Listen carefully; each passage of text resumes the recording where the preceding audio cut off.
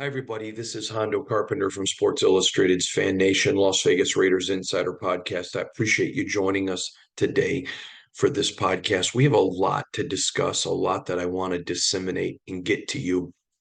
So let's quickly get to the current state of the Raiders. By the way, in case that you haven't heard me, Happy New Year to all of you. We have grown exponentially, and all of the credit goes to you guys. Not one bit of it goes to me. It's all you guys. I appreciate you and I'm grateful for you. So let's get right into the current state of the Raiders. It was interesting to me yesterday. And if you haven't seen it, we've posted it already. But Patrick Graham's press conference yesterday, he was sitting maybe or standing maybe 6 feet, 7 feet from me. I sit in the front row. And yes, first of all, I genuinely like Patrick Graham. I like genuine people. Um, I don't have to agree with people politically or agree with people on issues for me to like them. I always laugh at people, and you see it all the time, especially when you get close to an election. If you disagree with me, unfollow me. When I see people do that, even if I agree with them, I just unfollow them. I can't stand people that are just so dogmatic that they can't even deal with other people or they don't, whatever. I just like genuine people. If you're genuine, I don't care. Someone said to me one time, why do you put emails on your question and answer articles that are hate mail? Well, because I get them. Most media will not do that. And then they give the air of, well, everybody always agrees with me. And that's not true. And if somebody's willing to put their name on something and not cross a line, what do I care? I know you're fat. I get on the scale every day. I know what 256 pounds looks like. Why do you think I showered the lights off? But my point is, I like genuine people. Um, I like. I don't have to agree with you on everything or anything. There's people that I really like who I don't agree with on anything. And so let's just go to Patrick Graham. He is just genuine. He is what he is. You're not going to see him out at dinner and have him act differently than he acts in the building. And I really not only like Patrick Graham as a man, I respect him. And to me, that's a big deal. I want to respect the people that I cover. That has been one thing for me.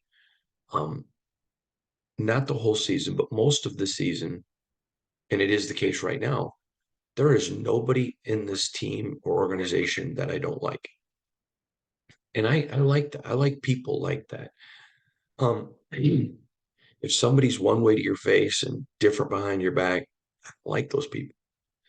I'm one of those guys. My dad taught me if somebody wants to gossip to you about someone, you need to make sure you're not listening and push them away because when you're not around, they're gossiping about you. So I like genuine people. That is Patrick Graham. He is as genuine as they come. He's extremely intelligent, one of the smartest people that you'll ever meet. I mean, he's a Yale guy. Um, he knows the game backwards and forwards. He's very analytical. Um, he is super smart, but very relatable. And so he got up yesterday, and let's not pretend everybody knows what's going on here with the Raiders. Everybody understands what's happening with the Raiders. They are going through an end of a season is coming. Nobody knows if they have jobs. Nobody knows what's coming. And he stopped at one point. I don't remember who asked him the question, or I would give them credit. It, I don't remember who it may have been Zeke. It could have been, no, I think it was Adam Hill of the Las Vegas Review-Journal. But someone asked him about, the season come to an end, and he stopped and he goes, not going to get emotional. Fought the tears. This is special. I went on later and asked him about this team, and he said it's been the most enjoyable team I've ever coached, ever. The Raiders have something extremely special right now. And so the current state of the Raiders is any guy that can play Sunday is going to play. I mean, unless management holds them out, any guy that can play is going to play. They want to play. They want to get this win. They believe in AP. That's why AP and Patrick Graham um, are not similar in personality, similar in character, both very genuine. But that's why they're close. Is every once in a while Patrick Graham getting interviews for head coaching jobs, and if he doesn't, it's a sham. But he's fighting to keep for AP to get the job. And I believe if AP is retained as head coach, Patrick Graham will be back. I do believe that. Um, and so the current state of the team is there's a lot of people that understand there's something special here, and we could lose it. And they're emotional. They care. When things don't go good, you'll always hear fans who will say things like, well, they don't care. It's all about the money to them. And let me tell you, there are a lot of players, it is all about the money, and coaches and your job. How many people do you work with, maybe even you, who you go to work, it's only because of the money. You don't enjoy the job. Now, I'm fortunate. I obviously don't work for free, but I really enjoy my job. I enjoy the people I work with. I love you guys, the fans. You guys have been great. I have told anyone that will listen to me who is media or in other markets, if you knew Raider Nation, you'd love them. I'm glad more writers and journalists don't know how awesome you guys are. There may be more people who want my job. I know there are a lot. I don't mean it that way. Just you guys are great. By the way, I'm going to be out in Lot J before the Broncos game this weekend. I hope to see it. Anyways, so we come to a place where they know there's something special here, and they're in danger of losing it. And so I'd say the current state of the team right now is very deeply reflective. Um, I think they are very locked in, for sure, locked in. And I would go a step farther and say that they are very conscientious of where they are. They are very conscientious of where they find themselves. And I think there's a hint of sadness that it could go away. We'll get into that more later, but I think that's the current state of the team. They are locked in. It is all about beating Denver. I will tell you, and this is a statement of character. The Raider coaches have talked about, we don't know who's going to be here. We don't know if we'll be here as coaches or you're going to be here, but put on film what you want next year's people to see. And there's a lot of that, a lot of emotion right now. And for people that think that a lot of players don't care, and trust me, I think there are some who don't care. Doesn't make them bad people. They just don't care. There are some people that don't live life with any sense of purpose. Okay, I'll give you a quick one. When I see guys who are dads and they don't embrace it. I met a guy recently who I was just chit-chatting with him when I was in where'd they just play? Indianapolis. And we're at the hotel and he's a Raider fan. And I'm sitting there with my family eating breakfast. And so he just came up and visited for a couple minutes. He wasn't intrusive at all, very warm, knew who I was. And so I just said, are you a dad? Well, yeah. He goes, I got a kid who's 11. He goes, I don't really have much to do with them. He goes, we don't vibe. I said, what? We don't vibe. I said, what does that mean? And we just don't click. We don't have the same interests. He doesn't like football. He doesn't. And I looked at him and go, brother, he's 11. Now, I know there are some parents who keep kids from other parents. Not even going to get into that, but that wasn't the case with this man. I go, he's your son. It's your job to connect with him. He's 11. Now, if he's older, there are some people who just go through life with, they're passionless. They'll stay in jobs that they hate rather than saying, this is my life. I spend a third of my life at work. Maybe I should go find a job that I enjoy. Um, Before every football game, I put something out on social media where I just thank my wife for being the most awesome, spectacular lady in the world. And I've had people say, why do you do that? Because I'm passionate about my family. I'm passionate about my wife. Okay. I'm not a Raider fan, but I'm passionate about, I cover the greatest professional sports franchise in the world, not in the NFL, in the world. This franchise changed professional sports on every continent. This franchise broke the rules, burst through ceilings, and has changed professional sports and our country. They go to work every day to cover a team with a bunch of really good guys, with coaches that are, you know, passionate. I get to cover a team with an owner who, whether you want to be critical of decisions he made, he cares. I mean, this is a great organization. I'm passionate about covering the Raiders. And I am. Okay, Denver's coming in here this weekend. I have people that I'm friends with who are part of that organization. They're good people. Okay. Do I want them to do well? Sure, I do. I want the Raiders to do well because I care about good people. I'll meet people who are passionless. Okay, that's not the Raiders. This team is passionate about playing football. This team as a whole is extremely passionate about getting AP the job. This team cares.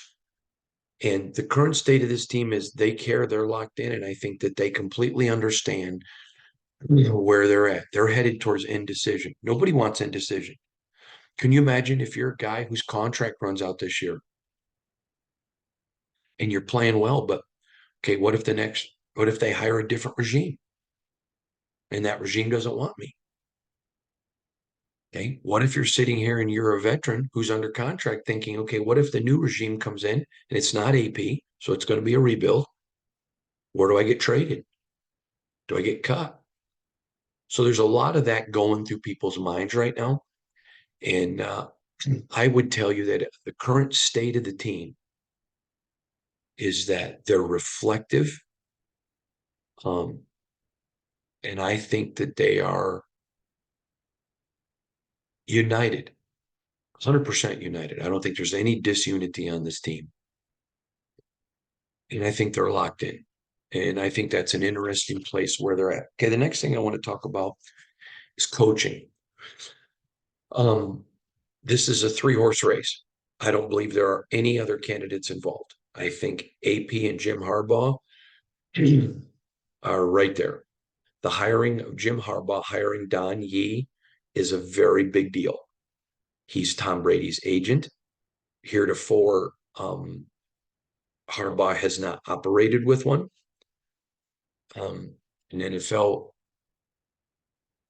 he's already got a deal on the table with Michigan for 125 million for 10 years, 12.5 per. I've told you all along that I have never heard that Jim doesn't want to be in the NFL. Teams didn't want him last couple of years, but I 100% believe he wants to come to the National Football League. I've been asked by several people, do you think that changes if he wins a national title, that maybe he wants to stay? No, I think he would like to go. In fact, I think him winning a national title even further pushes that desire and dream of his. But AP has something that I've told you about the last not 10 weeks. He's in the building. he's there and the players want him. I think if the Raiders go out and win on Sunday, I think it will. I'm not saying it's not going to happen, but I think it'd be very difficult for Mark Davis to make a change. Doesn't mean he won't. He's done difficult things in the past, but they let last week slip by. They let a Viking game slip by. There's some games that have slipped by that were gettable, and here's where they're at right now. But the coaching situation, I think it's a 3-horse race. AP, Jim Harbaugh, John Gruden. I don't think anyone else at this point has a rat's rear end opportunity of getting this job. Just don't think it's possible. Another thing is you got to remember they named Josh McDaniels the head coach. I think it was on January 31st, and the combine comes mid-October. I mean mid-February. So I would think they would want to make a decision ASAP. If you're interviewing Jim and you're interviewing Gruden, and I don't know that Gruden would get an interview. I think if Gruden got an interview, it's because he's getting the job. He's close enough to Mark. There doesn't have to be an interview. But you interview AP, you interview Harbaugh, and then with the Rooney Rule, which I'll be talking more about coming up here soon, you go and interview a couple of other people. If you're waiting for them to get out of the Super Bowl, I think that's too late. So I would think you're going to have a decision on a head coach anywhere after 20, I would say the 20 Wednesday, I think it's Wednesday the 24th through the 31st, somewhere in that window is when I think the Raiders would announce their next head coach. So, you're going to have a few weeks of some interesting wondering, but I think those are the three guys. I believe AP and Champ Kelly have done everything to earn this job. If it were my decision, and it's not, and let me make it real clear, Mark doesn't care what you think, and he doesn't care what I think. But to me, they've already done enough. When you look at what, $100 million offense, a $40 million defense, and the one constant has been the offense has struggled, and yet at times found ways to be successful this season, setting a franchise record. That tells you there are some things there to build with. This is a no-brainer to me. It's AP and Champ. But if you're Mark and you want to make that big hire, who's in his ear, then that's his decision to make, and he deserves to make that decision. He's the owner. Would never try to pretend like the owner has to listen to me or should. It's his call. But man, I think he's going to make a mistake if he moves away from AP and Champ. I think this is a legacy defining hire. If he hires AP and AP fails, then the Raider Nation says, listen, you know what? He was all Raider. We get it. Good job. Go get us the next guy, Mark. And nobody says a word. If he doesn't hire them and whomever he brings in fails, which is less than a Super Bowl, and that's a super high standard, but welcome to the Raiders. Then everyone's going to be like, the last two guys that your team wanted and you turned from failed. Forget you and I, because we don't count. Mark's going to have to go look at a locker room and tell him your opinion didn't matter to me. That's a big deal. That is a very, very big deal. Do I think he would do it? Sure. I don't think Mark's intimidated by people, but man, that would be a very difficult decision. All right, next, I want to talk to you about the draft. Obviously, the Raiders have the 11th spot. I'm not going to talk about the draft per se between now and next Monday. But here is what I am going to talk about. I am so ingrained with the Raiders that um, I am not spending massive amount of times researching draft.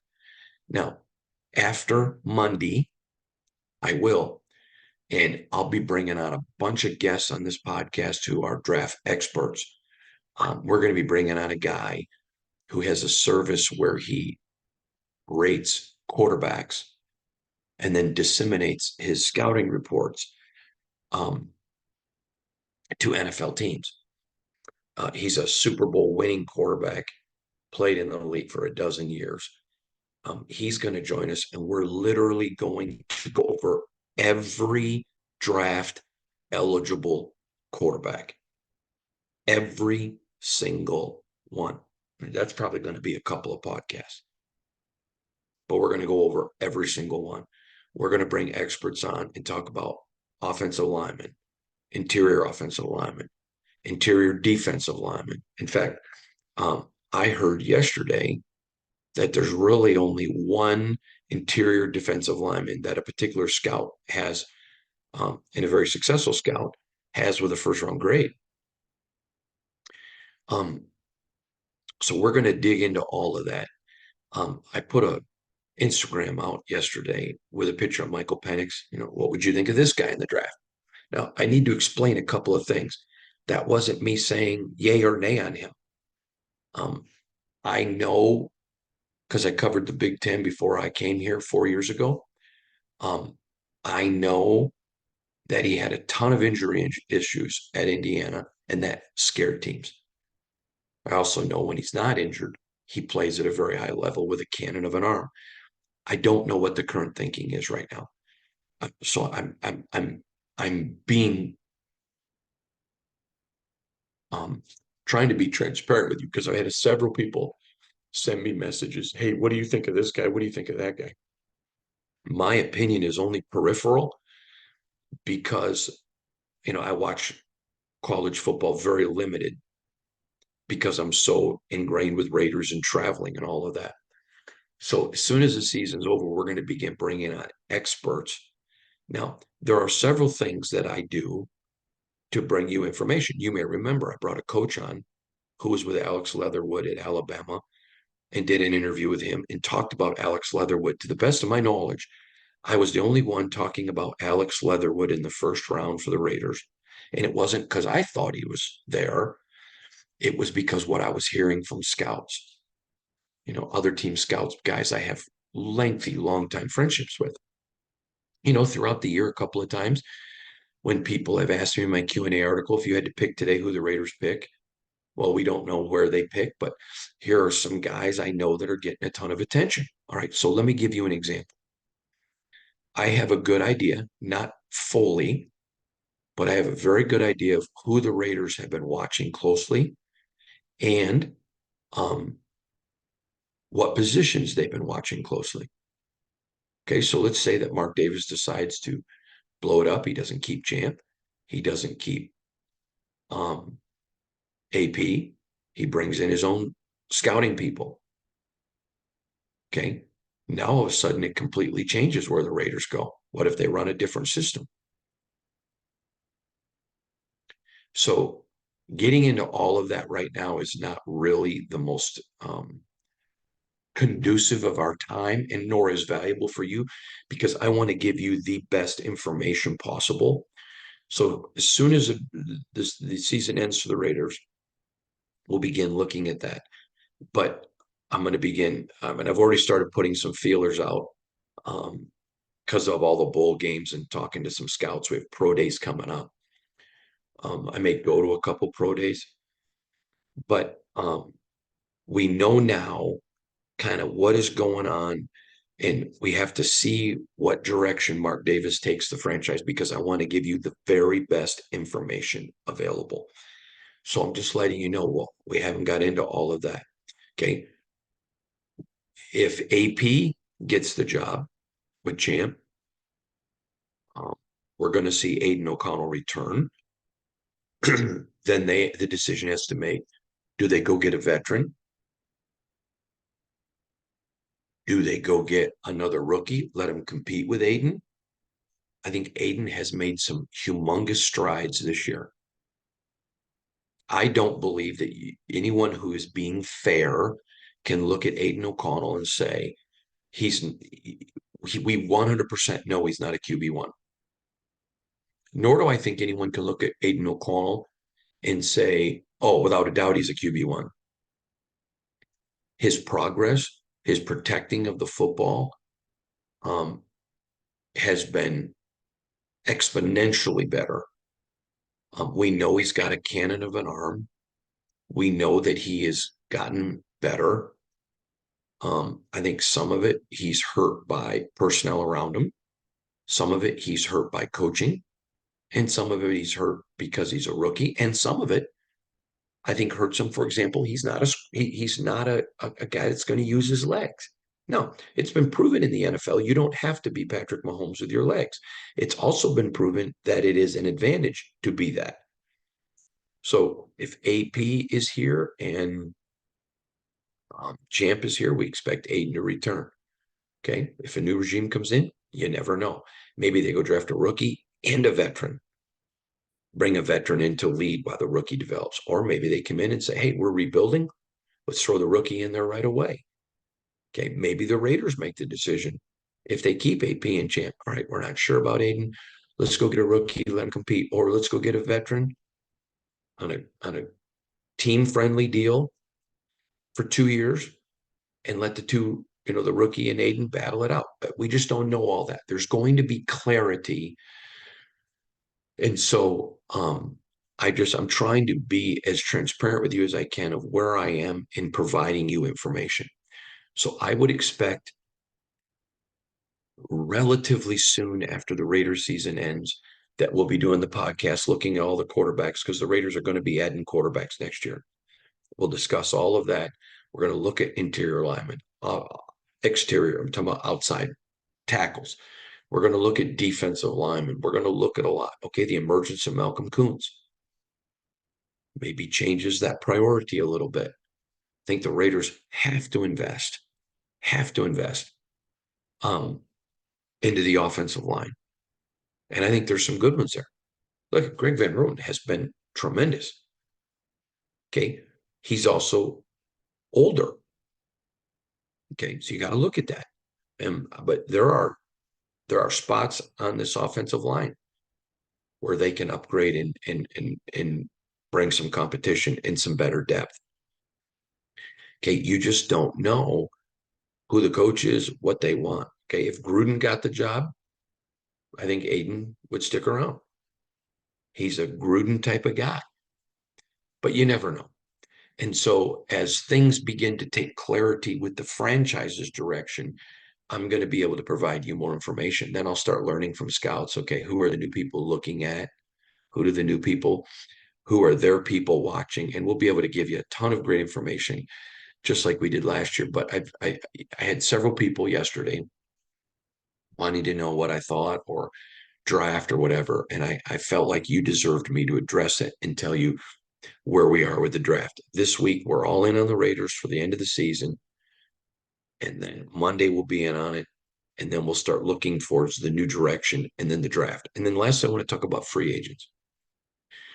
One of the things that I believe has given us the ability to always provide you with terrific free agent information is a lot of things. Okay. We know who the Raiders have liked. So then when those guys become free agents down the road, and let's say there's a hole, well, I know they really wanted to draft this guy 4 years ago. They were really high on him. I'll give you a great example. Several years ago, I knew of a player. I was covering the Lions, Detroit Lions. I knew of a player that the Raiders really, that the Lions really wanted. Okay. They didn't get him in the draft. And Matt Millen had told me where he went, I'm not sure he's going to get a lot of really good coaching at his particular position. So when he comes up as a free agent, he may not have performed well, but with our coaching staff, we think he'll perform well. Now, Matt was gone before that player ever became a free agent, but those are always things. I'm constantly keeping a database of information and knowledge in my head to know who do they like, who didn't they like. I'll give you another example. I knew an NFL coach one time who had been a college coach who had really tried hard recruiting a kid, loved him, told me in the recruiting process, I think that kid's a all pro. So he gets to the NFL. The guy becomes available as a free agent. And I call him. I said, hey, he goes, yeah, we want to get our hands on him. And they did. They ended up signing him as a free agent.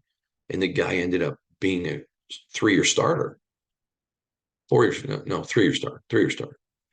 Okay, so those are all when you pass out information. Okay, then it's going to be, well, if Champ's not here and AP are not here, okay, the new regime.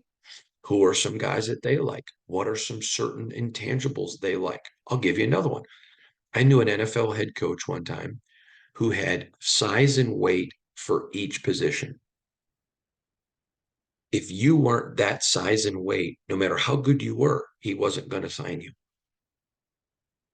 So I remember I was covering a team and another person was reporting this is a free agent that they really need to target. I never wrote about the guy. The other guy continually wrote about it. And so in my Q&A, someone said, what do you think about this guy? They're not going to sign him. And they didn't. Why? Because I knew what the coach's parameters are. So those are all things that I'll be addressing with you as we talk about free agency. We're going to be at the combine. I'm going to be there. Zeke's going with me. Aiden Champion, another one of our writers, Braden Reedy, Carter Landis. I mean, we're taking 5, potentially 6 guys with us to the combine. We'll have nobody in the Raider Nation will cover the combine like we will. Tons of information, interviewing players, asking them their thoughts on the Raiders. Have you talked to the Raiders? What do you think of the Raiders? We're going to be getting you so much information from the combine. And then that will certainly impact our writing as we start to hear things.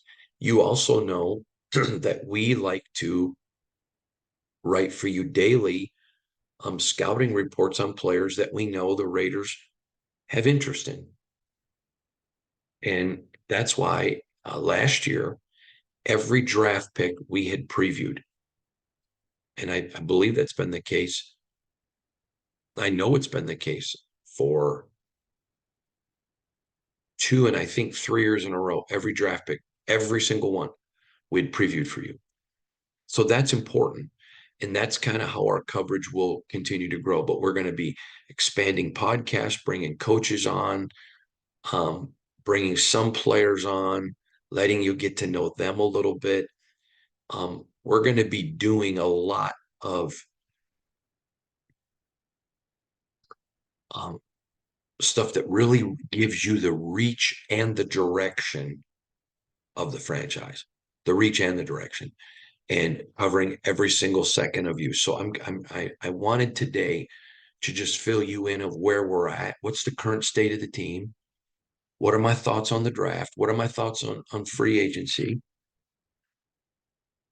What about the coaching situation? That's the latest on where we are with the Raiders right now. Again, I think the team is emotional in a good way, not out of control. They want this for AP bad. Their goal is to get this for AP, and they want to send that message. And that's where the Raiders find themselves today. So remember, this is Hondo Carpenter from Sports Illustrated's Fan Nation Las Vegas Raiders Insider Podcast, part of the Fans First Sports Network. You can find me on Instagram at Hondo SR. You can find me on X, formerly known as Twitter, at Hondo Carpenter, HondoCarpenter. And remember, if you don't want to watch the video, and who wants to look at my mug? I don't blame you. It's why I shower with the lights off. But if you want to get our audio only, you can find us on Spotify. You can find us on Apple. Also on Spotify and on Apple, I do a second podcast every day. It's just 5 to 10 minutes. It's called Riding with Hondo and Dexter. And it's literally just um, this morning's I shot at the facility, sitting in the parking lot. And it's just audio only, quick hit, just some insider information, stuff I think you'll really, really like. Maybe I just walked out of the locker room or just walked out of the building or just got off the phone with somebody and I've got some interesting information and I just do just one of those a day. But please hear me. We have grown exponentially and I'm grateful because I understand that growth is attributed to all of you. It is because of you. It's not because of me. It's because of you. And so I really want you to hear me. Thank you for that. Please continue to like, share, subscribe. Please tell your friends about it. Everything's free. We give you massive amounts and quantities of information. 100% is free. So I hope that you enjoy that. I hope you continue to give it out, disseminate it, share it, like it, subscribe. But from all of us to all of you, Happy New Year. We're going to have all kinds of coverage today. AP is going to talk today. Aiden O'Connell is going to speak today. Davante Adams is going to speak. Be in the locker room talking to players. We're going to have a ton of information for you today, plus a ton of great articles at si.com/NFL/Raiders. Check us out. We'll see you all there. And however you listen to us, read us, or watch us, remember, we appreciate you. Have a great day, everybody. God bless you. See you tomorrow.